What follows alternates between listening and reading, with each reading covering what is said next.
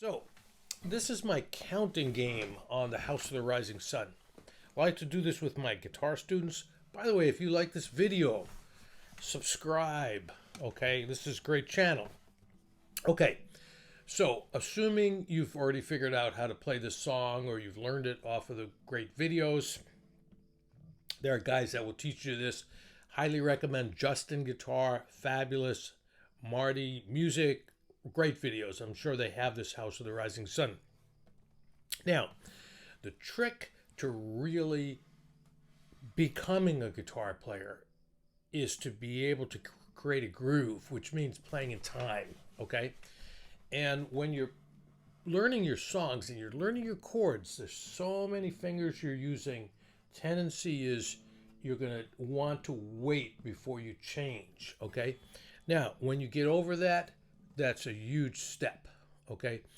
Another way to say it is, what I like to say to my guitar students is that between the two hands, the strumming hand is the one keeping the time. So if you can get just used to keep strumming, and even if you're fumbling for the chord, keep strumming, okay? So the right hand rules, okay? Now, what I like to do on House of the Rising Sun, there is a house in New Orleans they call the Rising Sun. Well, it's been the ruin of many poor boy, and Lord, well, I'm one. Okay, so one thing you can do if you're going to sing it is there is a house. Just strum each chord once in New Orleans. I mean, if it helps, write the lyrics out and just write the chord above where the change is. So one strum, that really gives you a feel for the song. Now, the song's in 6/8. So if we're, oh,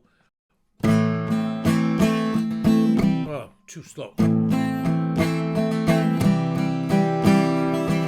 If I'm strumming it, I'm thinking 1, 2, 3, 4, 5, 6.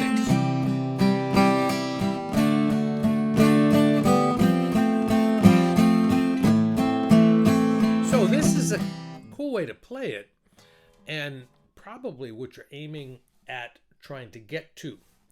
But anyway, so I do this thing called a counting game, and I feel like it really teaches you to switch your chords in time, okay? And you could do this game on any song, okay? So here in 6/8, I'm going to count 1, 2, 3, 4, 5, 6. Watch. 1, 2, 3, 4, 5, 6. 1, 2, 3, 4, 5, 6. So the game is this. You hit the A minor, and as soon as you start counting, you start switching to the next chord so that you're able to get it in time right on the downbeat. Now I go slower. 1, 2, 3, 4, 5, 6. 1, 2, 3, 4, 5, 6. 1, 2, 3, 4, 5, 6. 1. You see? Okay, now the idea would be, that could take you some time to work that out, okay? But you want to keep that clicking going.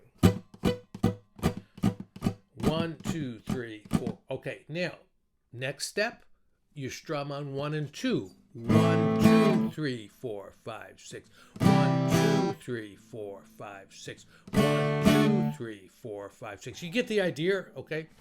Now, eventually, you really arrived when you can do all 6 strums, all right? So, 1, 2, 3, 4, 5, 6. 1, 2, 3, 4, 5, 6.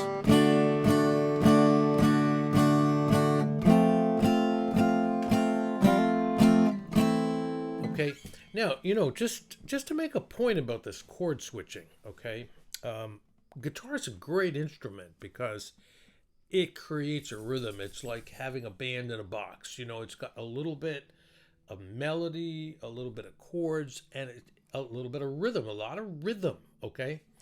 Now, if you wanted to get philosophical about it,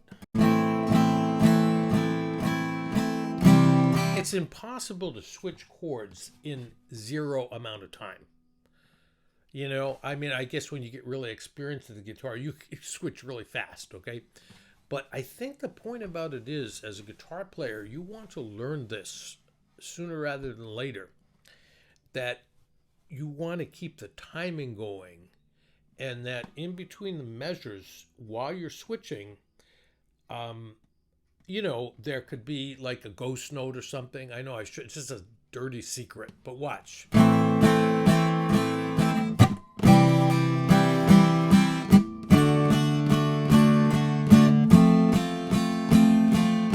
Actually, what I would tend to do is I would cut the last one off really short, and it gives me a half of a beat. Watch this.